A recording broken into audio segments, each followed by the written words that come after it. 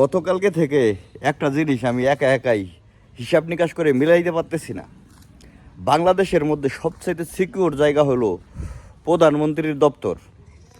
সেইখানকার যদি সেই দপ্তরে যদি টেলিফোনের তার কাটা থাকে, 8 মিটার তার কে বা কারা কেটে নিছে, এটা কিভাবে সম্ভব হলো?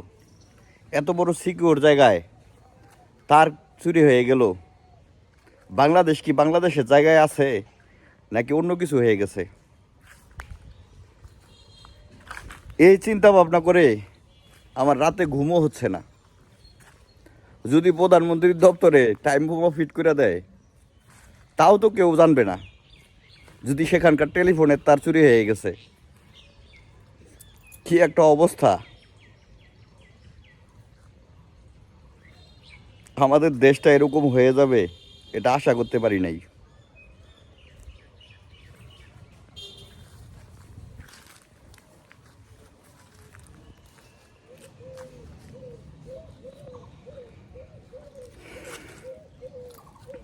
আল্লাহ যা করে মঙ্গলের জন্যই করে। এটাতে যদি কোনো মঙ্গল থাকে